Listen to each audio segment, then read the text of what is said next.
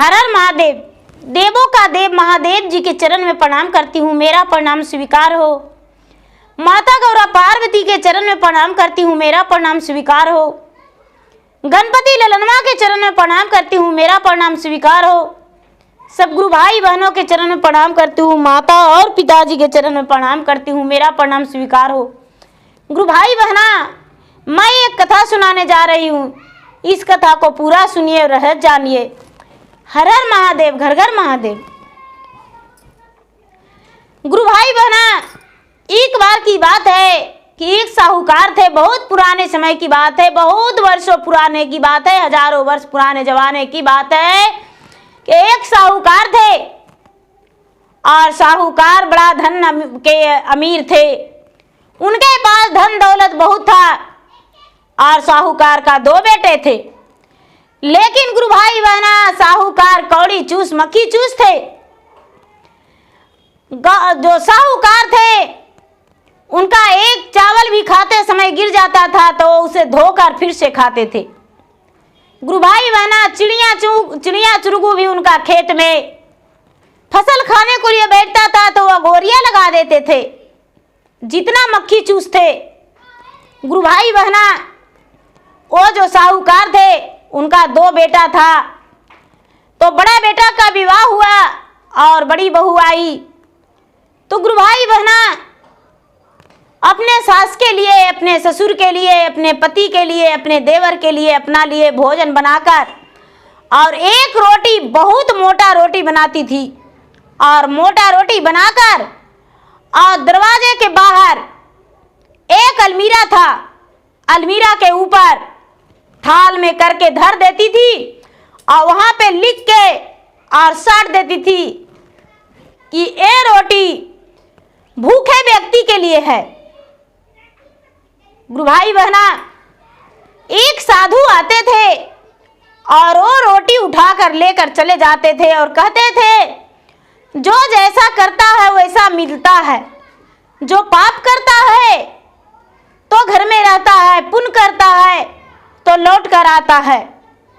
गुरु भाई बहना, प्रतिदिन रोटी उठाते समय यही बात बोलते थे।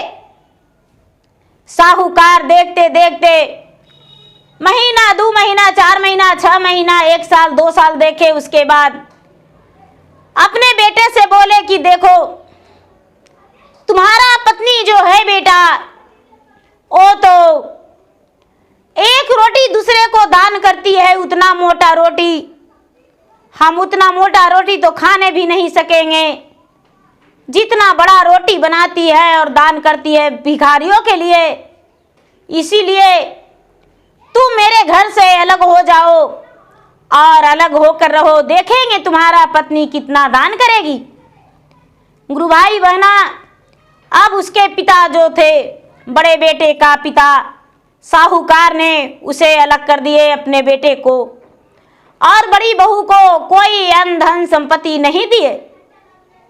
गुरु भाई बहना, बड़ी बहू का एक बेटा था, छोटा बालक था, बहुत छोटा था।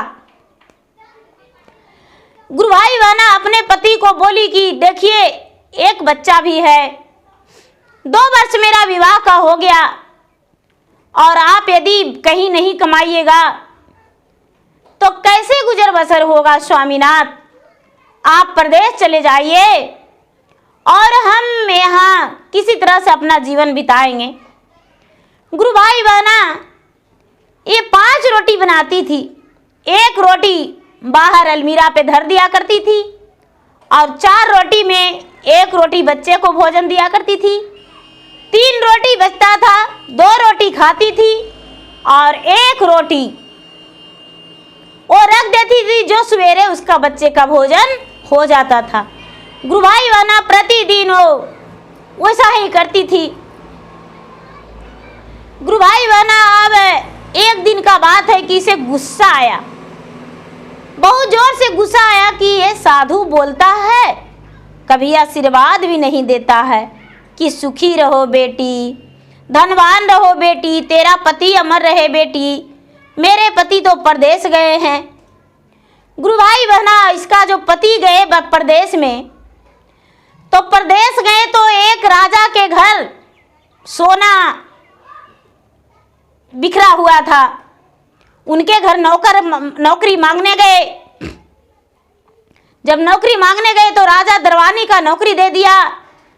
और जब दरवानी का नौकरी दे दिया तो इसका मन में लालच हो गया। गुरु भाई बहना, लालच हो गया। उसके घर में दरवानी के काम छोड़ उसका घर में चोरी करने को लिए शुरू कर दिया और धीरे धीरे उसका धन चुराने लगा। धन चुराता था और जमीन में गाड़ दिया करता था। धन चुराता था, जमीन में गाड़ दिया करता था। गुरु भाई बहना, अब धीरे धीरे उसके पास से बहुत सारे धन चुरा लिए और जमीन में गाड़ देता था। गुरु भाई बहना, एक दिन का बात है कि वो राजा ने इसे निकाल दिया नौकरी से और 5 दिन 6 दिन लगातार भोजन इसको नहीं दिया, बांध के रखा और उसके बाद बंधन खोल दिया। बोला कि जाओ। गुरु भाई बहना, जो कमाई था इसका जमीन में गड़ा था। लालच का धन बेकार होता है। ये जमीन में गड़ा के गड़ा रह गया, लेकिन जीवन बचा के किसी तरह से भागा। गुरु भाई बहना, अब ये जो इसका पत्नी थी जो रोटी देती थी, तो बरसों से वो साधु रोज लेकर जाता था। गुरु भाई बहना, अब ये रोटी क्या की कि रोटी में जहर डाल दी। रोटी में जहर डाल दी और जहर डाल के रोटी बनाई, बड़े प्रेम से उसे घी लगा दी और लगा के और रोटी रख दी। और रोटी रखते समय इसका हाथ कांपने लगा और इसे अपने आप लग रहा है कि अरे मूर्ख, तू ये क्या कर रही हो? तुम्हें थोड़ा सा भी शर्म नहीं आ रहा है? साधु मर जाएगा। इतना बड़ा पाप मत करो। पापी पाप करता है, तू तो पुण्य हो। तुम तो प्रतिदिन अन्न दान करती हो, भोजन दान करती हो। अरे तू तो सती नारी हो। गुरु भाई बहना, इसका कान में आवाज आकर गूंजने लगा, कान फटने लगा। वे बेचारी सोचती है मैं क्या करूं, फिर भी धर के चली गई। लेकिन इसको रहा नहीं गया और रोटी ले जाकर और गुरु भाई बहना जमीन में गाड़ दी। रोटी जमीन में गाड़ दी और फिर से आटा गूंद के और सुंदर रोटी बनाकर और उसी मलमीरा पे धर दी। गुरु भाई बहना, वो साधु आए और लिए रोटी और बोले, जो पाप करता है उसको घर में रहता है, जो पुण्य करता है उसको लौट कर आता है। पुण्य का धारा जो है वो अमृत बनता है, पाप का धारा है वो नरक बनता है। गुरु भाई बहना, ये फिर गुस्से हो गई। अब उसका रोटी लेकर वो साधु अपना कुटिया में खाते थे और वो चले गए साधु। और उसका पति जो थे, पति लौट कर आ रहे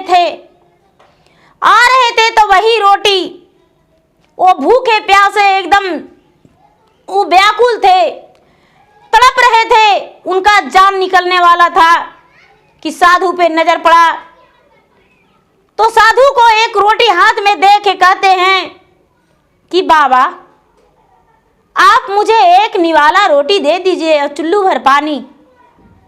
बोले कि अरे, इस रोटी से ज्यादा जरूरत हमसे तुम्हें है, तुम पूरा रोटी खा जाओ।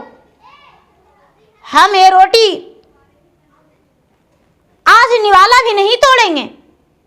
ऐसे तो एक ही रोटी मेरा भोजन है और जो जैसा करता है वैसा पाता है। जो पाप करता है उसको घर में रहता है बेटा, और जो पुण्य करता है उसको लौट कर आता है। पुण्य होता है वही जो अमृत बनता है, पाप होता है जो नरक बनता है। अमृत का धारा में डुबकी लगाता है जो पुण्य करता है वो, और जो पाप करता है वो नरक के धारा में डुबकी लगाता है। गुरु भाई बहना, ये बात सुना, बेचारा वो भोजन एक रोटी कर लिया और पानी पीकर उसको थोड़ा सा जान आया। गुरु भाई बहना, बहुत दिन में ये जो इसका पति थे वो लौटे थे। बरसों बीत गया था, अब खाली हाथ लौटे। दरवाजा खटखटाए रात्रि हो चुका था, दरवाजा खिटखिटाए। इनका पत्नी दरवाजा खोली। बड़े चिंतित थी पत्नी कि मेरे पति लौट नहीं रहे हैं, क्या कारण हो सकता है। हे भगवान, बड़े मन्नत करती थी। पति पर नजर पड़ा तो पति के तो मारपीट हुआ था। गुरु भाई बहना, आप कहते हैं उसका पति कि थोड़ा मुझे सोने का जगह दो। मेरा जान जो है निकलने वाला था। भूखा प्यासा मेरा प्राण छटपटा रहा था, लेकिन एक साधु ने मुझे एक रोटी दे दिया। ये पत्नी कहती है, कौन साधु थे? तो देखो, वो साधु को हम पहचानते नहीं हैं, लेकिन वो साधु जब रोटी दिया तो हमें बोला, मन ही मन बोला, बड़बड़ाया, जो जैसा करता है वैसा पाता है। पाप करता है तो घर में रहता है, पुण्य करता है तो लौट कर आता है। जो पुण्य करता है उसका अमृत का धारा बहता है, उसमें डुबी लगाता है। जो पाप करता है उसका तो नरक का धारा बहता है, उसमें डुबी लगाता है, उसी में उसका जीवन व्यतीत होता है। अब गुरु भाई बहना, इसका पत्नी तो सौंक गई और सौंक कर कहती है कि अरे, आज यदि हम जहर वाला रोटी देते तो मेरा पति ही मर जाते। हे भगवान, हे महादेव, आप मेरे सत बचा लिए। मेरे पति को जिंदा वापस लौटाने वाले आप हैं महाराज। मैं पापी नहीं था, लेकिन फिर भी पाप का काम करने जा रहे थे। हे गुरुदेव, हे महादेव, हे स्वामीनाथ, हे प्रभु, जो आप परमात्मा हैं, आपने मुझे ज्ञान दिए और ज्ञान देकर आपने उस रोटी को जमीन में गड़वाए। आज मेरा सिंदूर का लाज आपने ही रखा है भगवान। ऐसा कह के और भगवान को नमन की। और गुरु भाई बहना, उस दिन से 2 रोटी बाहर में रखने लगी और 2 रोटी रख के और पति को बोली कि आप ऐसे कैसे हुआ जो आप इतना लोग मारा है, क्या कारण था? बेचारा अपना कहानी बताया कि मैंने दरवानी का काम राजा के घर में किया करता था, लेकिन मैं क्या करे, मुझे लालच में फंसकर और राजा के घर प्रतिदिन चोरी कर लिया करता था। जो चोरी किए वो तो जमीन में ही गड़ा है और राजा ने देख लिया तो मुझे सजा दिया। मेरा तो जान भी नहीं बचता, लगता है कौन मुझे खोल दिया और कैसे जीवन बच गया, यही ज़्यादा है।